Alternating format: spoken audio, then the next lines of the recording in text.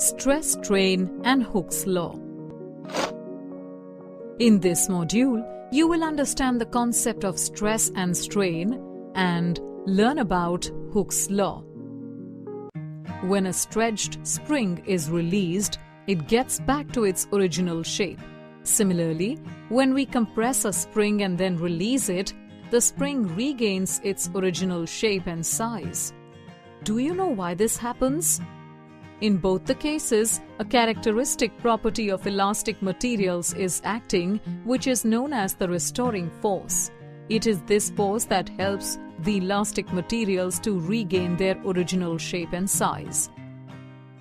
When we are stretching the spring, the deforming force will act in the outward direction and the restoring force will act in an opposite direction, that is, in the inward direction.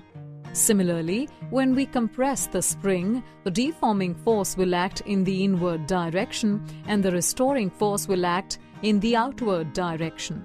The restoring force will always be equal in magnitude and opposite to the direction of the deforming force. The restoring force per unit area is known as stress. For example, if a force of magnitude F is applied to a body of cross-sectional area A, then the stress will be F by A.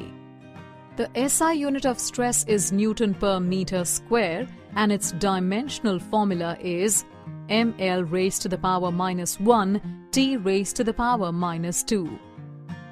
Stress can be classified into three types, that is longitudinal stress, tangential or shearing stress, hydraulic stress. Let's understand them in detail.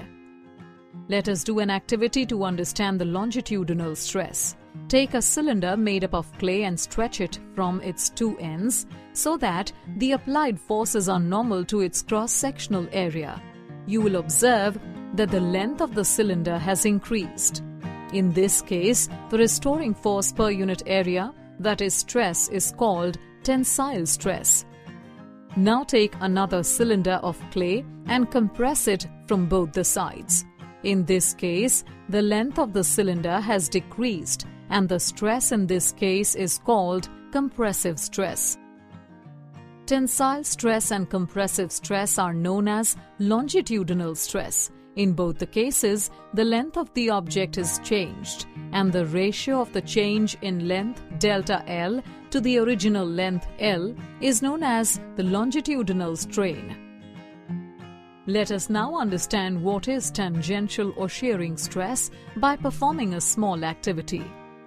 Once again, take the clay cylinder and apply force using your hands on both the faces of the cylinder in opposite directions. But this time, the force should be parallel to the cross-sectional area.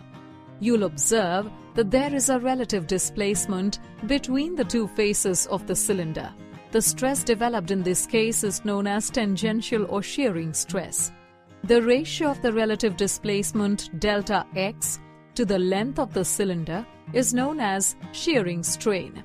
The expression for shearing strain can be written as shearing strain delta x upon L is equal to tan theta. Here, theta is the angular displacement of the cylinder from the original vertical position of the cylinder. Generally, the value of theta is very small. Therefore, tan theta is nearly equal to theta. Now, let us understand what hydraulic stress is. Take a solid sphere ball and place it in a fluid. Under high pressure of the fluid, the ball is being compressed uniformly in all directions. The force applied by the fluid acts in the perpendicular direction at each point of the surface and the ball is said to be under hydraulic compression. This compression will lead to a change in the volume of the spherical ball, but there will be no change in its geometrical shape. Internal restoring forces are developed in the spherical ball, which are equal and opposite to the force applied by the fluid. This internal restoring force per unit area is called hydraulic stress. The magnitude of this stress is equal to the magnitude of the applied force per unit area. The strain produced in this case is called volume strain, and it is expressed as the ratio of the change in volume delta V to the original volume V.